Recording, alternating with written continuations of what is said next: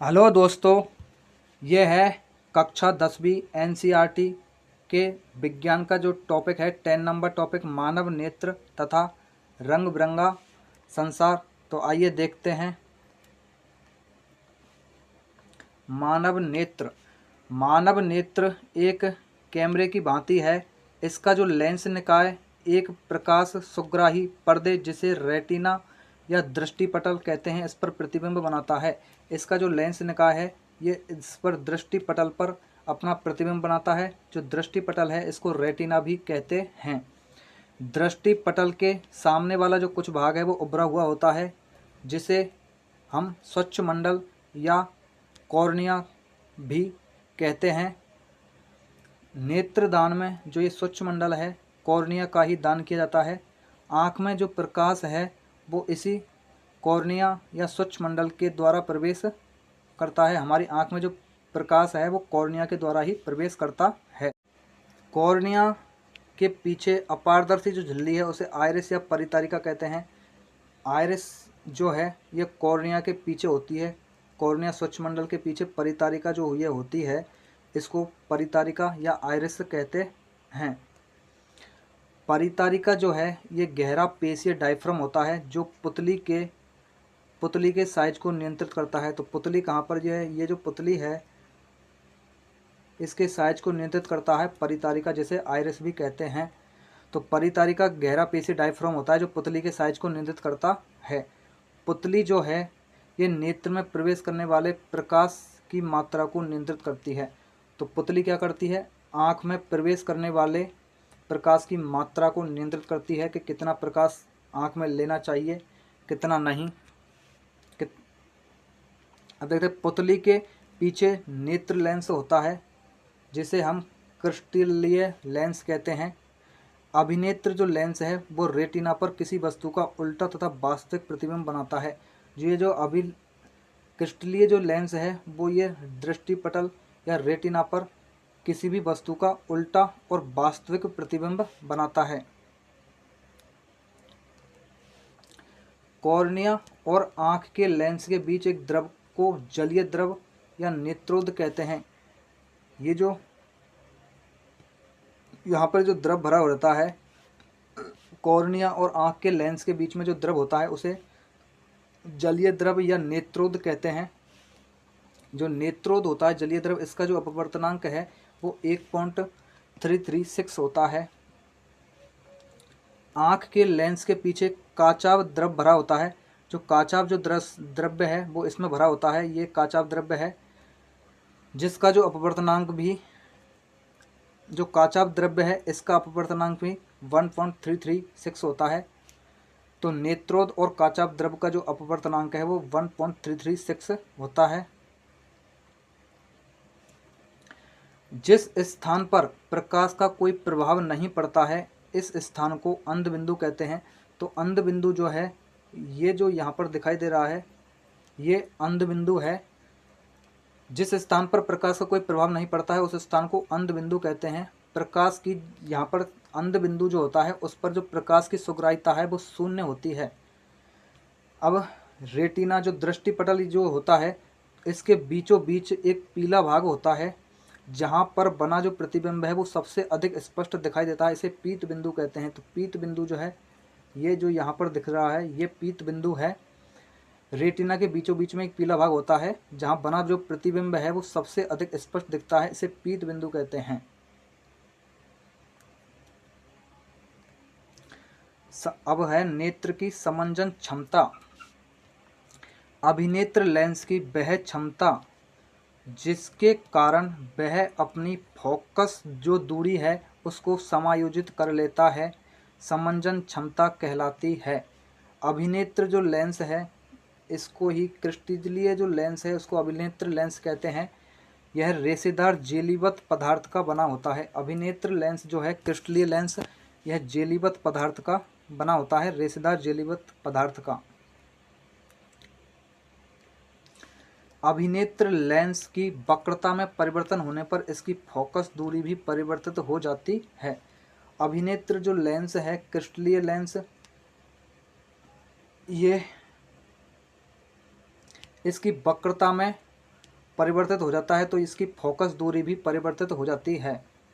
जब पेशियां शिथिल हो जाती है तो अभिनेत्र लेंस पतला हो जाता है, इस प्रकार इसकी फोकस दूरी बढ़ जाती है। जब ये जो पेशियां है, पक्षमावी जो पेशियां है ये आसपास बगल में, ये शिथिल होती है तो अभिनेत्र जो लेंस है ये पतला हो जाता है और इसकी जो फोकस दूरी है वो बढ़ जाती है। इस स्थिति में दूर की वस्तुओं को स्पष्ट देख सकते हैं। जब इसकी फोकस दूरी बढ़ जाएगी तो दूर की जो वस्तु है वो स्पष्ट रूप से दिखाई दे सकती है। जब पक्षमावी जो पेशियां सिकुड़ती है तब अभिनेत्र लेंस की वक्रता बढ़ जाती है। जब पक्षमावी जो पेशियां है ये सिकुड़ जाती है तो इसकी लेंस की वक्रता जो है, ये क्रिस्टलीय जो लेंस है इसकी वक्रता बढ़ जाती है। अभिनेत्र लेंस अब जो है वो पहले से मोटा हो जाता है, जिससे इसकी फोकस दूरी जो है घट जाती है। इससे हम निकट रखी वस्तुओं को स्पष्ट देख सकते हैं।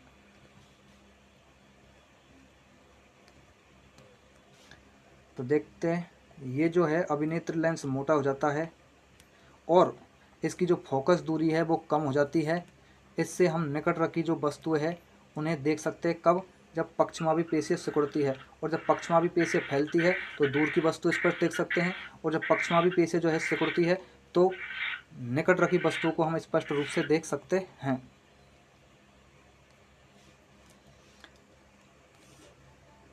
सामान्य नेत्र की सुस्पष्ट दर्शन की जो अल्पतम दूरी है 25 सेंटीमीटर है। मतलब कि कम से कम जो दूरी है वो 25 सेंटीमीटर है। किसी वस्तु को आँख से इतनी दूरी पर रखने पर वो स्पष्ट हमें दिख सकती है, जिसे नेत्र का निकटतम बिंदु कहते हैं। 25 सेंटीमीटर है जिसे नेत्र का निकटतम बिंदु कहते हैं। सामान्य नेत्र के लिए दूरतम बिंदु जो है वो अनंत होता है। मतलब एक सामान्य जो नेत्र होती है उसके लिए जो दूरतम बिंदु है, अधिकतम मैक्सिमम, ये अनंत होता है, और जो मिनिमम जो बिंदु होता है वो 25 सेंटीमीटर होता है, निकटतम बिंदु। कभी कभी कुछ वृद्ध व्यक्तियों के नेत्र का क्रिस्टलीय जो लेंस है वो दूधिया तथा धुंधला हो जाता है। इस स्थिति को मोतियाबिंद कहते हैं। तो वृद्ध जो व्यक्ति होते हैं उनके नेत्र का जो क्रिस्टलीय लेंस है वो दूधिया हो जाता है, धुंधला हो जाता है। इस स्थिति को ही मोतियाबिंद कहते हैं, जिससे उन्हें साफ दिखाई नहीं देता है, और मोतियाबिंद का उसके बाद ऑपरेशन किया जाता है। अब देखते हैं हम दृष्टि दोष तथा उनका संशोधन। जो दृष्टि के दोष होते हैं वो मुख्यतः 3 प्रकार के होते हैं। निकट दृष्टि दोष जिसे मायोपिया कहते हैं, दीर्घ दृष्टि दोष जिसे हाइपरमेट्रोपिया भी कहते हैं, और जरा दूर दृष्टिता जिसे हम प्रेस बायोपिया कहते हैं। निकट दृष्टि दोष को मायोपिया, दीर्घ दृष्टि दोष को हाइपरमेट्रोपिया, और जरा दूर दृष्टिता को हम प्रेस बायोपिया कहते हैं। अब इन तीनों का अलग अलग वर्णन देखते हैं। निकट दृष्टि दोष। निकट दृष्टि दोष को निकट दृष्टिता भी कहते हैं। निकट दृष्टि दोष से ग्रसित जो व्यक्ति है वो निकट रखी वस्तुओं को तो स्पष्ट देख सकता है, परंतु दूर रखी वस्तुओं को वह सुस्पष्ट नहीं देख पाता। निकट दृष्टि दोष से पीड़ित जो व्यक्ति है वो निकट रखी वस्तुओं को तो स्पष्ट देख सकता है, परंतु दूर रखी वस्तुओं को वह स्पष्ट नहीं देख पाता है। निकट दृष्टि दोष युक्त नेत्र में किसी दूर रखी वस्तु का जो प्रतिबिंब है वो दृष्टिपटल रेटिना पर न बनकर दृष्टिपटल के सामने बनता है, जैसा कि आपको चित्र में दिखाया गया है। ये निकट दृष्टि दोष युक्त नेत्र है। इसमें किसी वस्तु का जो प्रतिबिंब है वो दृष्टिपटल पर न बनकर इससे सामने बन जाता है। और निकट दृष्टि दोष का जो संशोधन है वो अवतल लेंस के द्वारा किया जाता है, और इसका जो प्रतिबिंब है अब रेटिना पर बन गया है। इधर देखते हैं तो ये अवतल लेंस का प्रयोग किया गया है निकट दृष्टि दोष को दूर करने में। निकट दृष्टि दोष के उत्पन्न होने के कौन कौन से कारण है? तो एक 3 कारण है। अभिनेत्र लेंस की वक्रता का अत्यधिक होना। निकट दृष्टि दोष में अभिनेत्र लेंस की जो वक्रता है वो बढ़ जाती है, और नेत्र गोलक का लंबा हो जाना।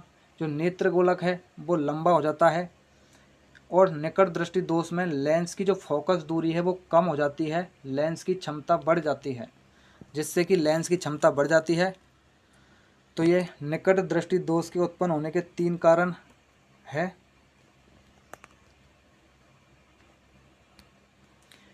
निकट दृष्टि दोष को किसी उपयुक्त क्षमता के अवतल लेंस, जिसे अपसारी लेंस भी कहते हैं, के उपयोग द्वारा संशोधित किया जा सकता है।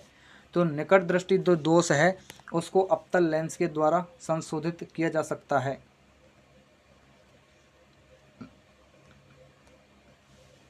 अब देखते हैं दीर्घ दृष्टि दोष। दीर्घ दृष्टि दोष को दूरदृष्टिता भी कहते हैं।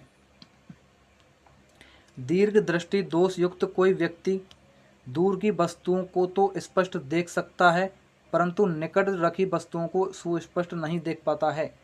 दीर्घ दृष्टि दोष में क्या होता है कि जो व्यक्ति है वो दूर रखी वस्तुओं को तो स्पष्ट देख सकता है, परंतु जो निकट रखी जो वस्तुएं हैं उन्हें सुस्पष्ट नहीं देख पाता है। दूर दृष्टि दोष में पास रखी वस्तुओं से आने वाली प्रकाश किरणें दृष्टिपटल या रेटिना के पीछे फोकसित होती है। ऐसे दोषयुक्त व्यक्ति का निकट जो बिंदु है वो सामान्य निकट बिंदु 25 सेंटीमीटर से दूर हट जाता है, जैसा कि चित्र में दिखाया गया है। तो ये दीर्घ दृष्टि दोषयुक्त नेत्र है जिसका जो निकट बिंदु है वो 25 सेंटीमीटर से दूर हट जाता है। और दीर्घ दृष्टि जो दोष है उसे एक उपयुक्त क्षमता के उत्तल लेंस के द्वारा संशोधित किया जा सकता है। दीर्घ दृष्टि दोष को उत्तल लेंस के द्वारा ठीक किया जाता है। इस दोष के उत्पन्न होने के कारण है, ये दीर्घ दृष्टि दोष के उत्पन्न होने के क्या क्या कारण है, इसके भी 3 कारण है। अभिनेत्र लेंस की फोकस दूरी का बढ़ जाना, नेत्र गोलक का छोटा हो जाना और लेंस की क्षमता का कम हो जाना। तो ये दीर्घ दृष्टि जो दोष है इसके उत्पन्न होने के कारण जो है निकट दृष्टि दोष के जस्ट विपरीत है। अब देखते हैं जो दीर्घ दृष्टि दोष है इसको उपयुक्त क्षमता के अभिसारी लेंस या जिसे उत्तल लेंस भी कहते हैं, इसके उपयोग करके संशोधित किया जा सकता है। जो दीर्घ दृष्टि दोष है उसको उत्तल लेंस के प्रयोग द्वारा सही किया जा सकता है। अब देखते हैं जरा दूरदृष्टिता क्या होता है। तो ये जो जरा दूरदृष्टिता जो है वो आयु में वृद्धि होने के साथ साथ मानव नेत्र की जो समंजन क्षमता है वो घट जाती है। जरा दूर जो दृष्टिता है यह पक्षमावी पेशियों के धीरे धीरे दुर्बल होने, ये पक्षमावी पेशियाँ कहाँ पर है, ये रही नहीं, तो पक्षमावी पेशियों के धीरे धीरे दुर्बल होने तथा जो क्रिस्टलीय लेंस है, ये क्रिस्टलीय लेंस है, इसके लचीलेपन में कमी आने के कारण उत्पन्न होता है। तो जरा दूर जो दृष्टिता है वो आयु में वृद्धि होने और पक्षमावी पेशियों के धीरे धीरे दुर्बल होने, पक्षमावी जो पेशियाँ है उनके धीरे धीरे दुर्बल होने और तथा क्रिस्टल लेंस के लचीलेपन में कमी आने के कारण उत्पन्न होता है। जो जरा दूर दृष्टिता है इस रोग से ग्रसित जो व्यक्ति न तो दूर की वस्तुओं को स्पष्ट देख पाता है और न ही नज़दीक की वस्तुओं को देख पाता है। जरा दूर दृष्टिता से पीड़ित व्यक्ति ना तो नज़दीक की वस्तुओं को स्पष्ट देख सकता है और ना ही दूर की वस्तुओं को स्पष्ट देख पाता है। जो जरा दूर दृष्टिता जो व्यक्ति है इस रोग के निवारण के लिए द्विफॉक्सी लेंस का उपयोग किया जाता है। इसमें उत्तल व अवतल दोनों लेंस होते हैं। इसका ऊपरी जो भाग है वो अवतल लेंस होता है तथा निचला जो भाग है वो उत्तल लेंस होता है। तो चित्र के माध्यम से आप देख सकते हैं जो ऊपरी भाग जो है वो तो अवतल लेंस है और जो निचला जो भाग होता है वो इसमें उत्तल लेंस होता है। अब देखते हैं दृष्टि वैषम्य या अबिंदुकता। यह जो दोष है वो नेत्र लेंस के क्षैतिज या ऊर्ध्वाधर वक्रता में अंतर आ जाने के कारण उत्पन्न होता है। दृष्टि वैषम्य या अबिंदुकता जो है इस दोष के निवारण के लिए बेलनाकार लेंस का प्रयोग किया जाता है। अबिंदुकता जो दोष है उसके निवारण के लिए बेलनाकार लेंस का उपयोग किया जाता है और जो अबिंदुकता जो दोष है वो नेत्र लेंस के क्षैतिज या ऊर्ध्वाधर वक्रता में अंतर आ जाने के कारण उत्पन्न होता है। अब देखते हैं वर्णांधता। वर्णांधता जो है वो एक आनुवंशिक बीमारी होती है जो कि पिता से पुत्र पुत्री या माता से पुत्र पुत्री में आती है। वर्णांधता कुछ व्यक्तियों की आंखों में सभी रंगों को देखने की क्षमता नहीं होती है, इसे वर्णांधता कहते हैं। वर्णांधता जो है वो एक आनुवंशिक बीमारी होती है। इस बीमारी से जो ग्रसित व्यक्ति को हरे एवं लाल रंग की पहचान नहीं होती है। तो वर्णांधता जो रोग से पीड़ित व्यक्ति होता है उसे हरे और लाल रंग में पहचान नहीं होती है, और ये वर्णांधता जो है वो एक आनुवंशिक बीमारी होती। अब देखते हैं प्रिज्म द्वारा श्वेत प्रकाश का विक्षेपण। सूर्य के प्रकाश से प्राप्त रंगों में बैंगनी रंग का विक्षेपण सबसे अधिक एवं लाल रंग का विक्षेपण जो है वो सबसे कम होता है।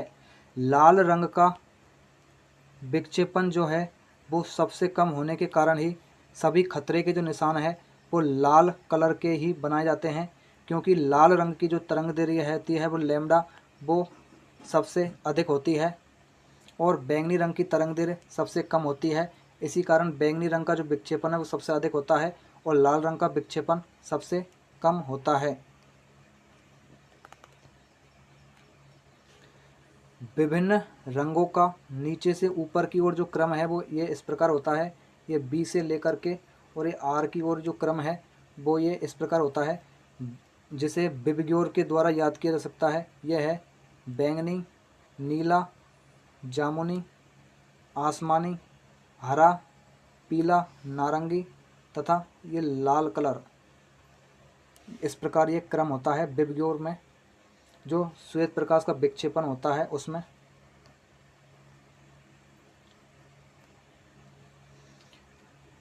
परावर्तन, पूर्ण आंतरिक परावर्तन तथा अपवर्तन द्वारा वर्ण विक्षेपण का सबसे अच्छा उदाहरण जो है वो इंद्रधनुष है। ये जो इंद्रधनुष है ये परावर्तन, पूर्ण आंतरिक परावर्तन तथा अपवर्तन द्वारा वर्ण विक्षेपण का सबसे अच्छा उदाहरण इंद्रधनुष है।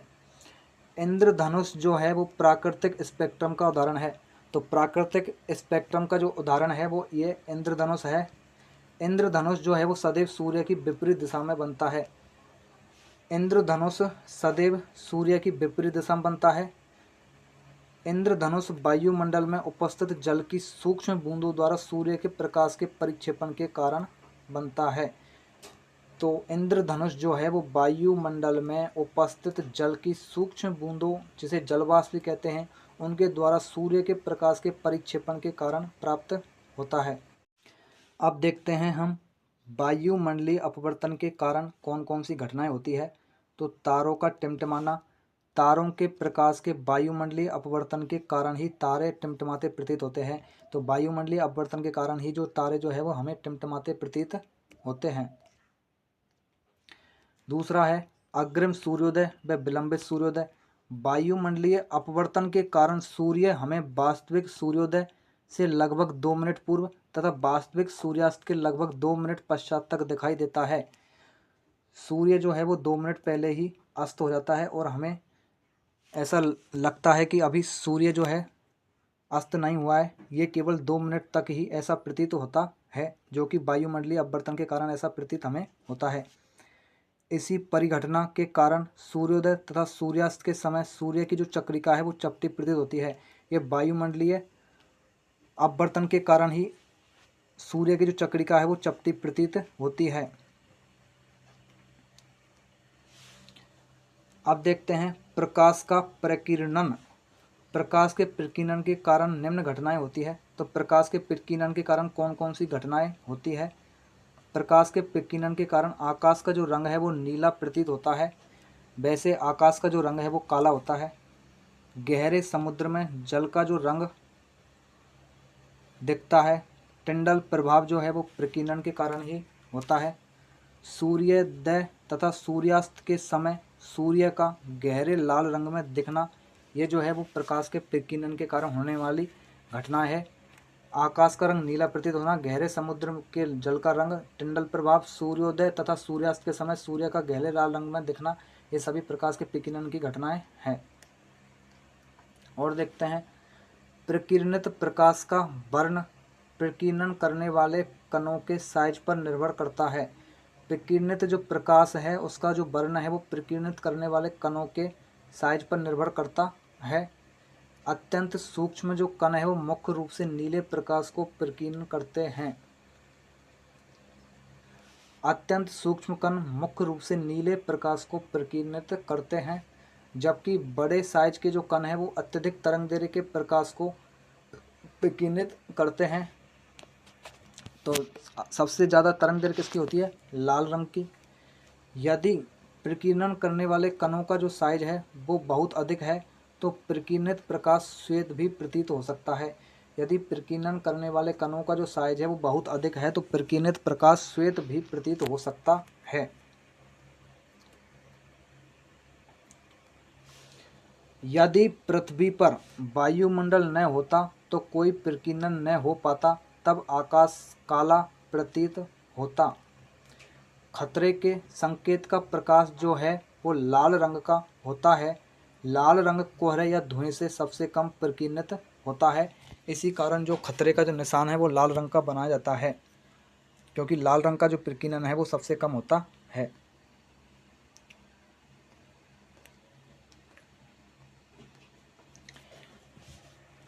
अब देखते हैं आगे। ऐसे व्यक्ति जो एड्स, हेपेटाइटिस बी व सी, रेबीज, तीव्र ल्यूकीमिया, टिटनेस, धातु स्तंभ, हैजा, तानिका शोध, मस्तिष्क शोध से संक्रमित है, वे नेत्रदान नहीं कर सकते हैं। तो नेत्रदान नहीं कर सकते, कौन कौन नहीं कर सकते? जो व्यक्ति एड्स, हेपेटाइटिस बी व सी, रेबीज, तीव्र ल्यूकीमिया, टिटनेस, हैजा, तानिका शोध, मस्तिष्क शोध से संक्रमित है, वे व्यक्ति नेत्रदान नहीं कर सकते हैं। मानव के एक नेत्र का क्षैतिज जो दृष्टि क्षेत्र है वो लगभग 150 डिग्री है, जबकि दोनों नेत्रों का जो संयुक्त रूप से 180 डिग्री दृष्टि क्षेत्र हो जाता है। एक नेत्र का 150 डिग्री और दोनों नेत्रों का संयुक्त रूप से 180 डिग्री जो है ये दृष्टि क्षेत्र। अब देखते हैं इसमें कुछ क्वेश्चन है। अभिनेत्र लेंस की जो फोकस दूरी है उसमें परिवर्तन जो है वो पक्षमावी पेशी द्वारा किया जाता है। नेत्र गोलक जो है उसका व्यास लगभग 2.3 सेंटीमीटर होता है।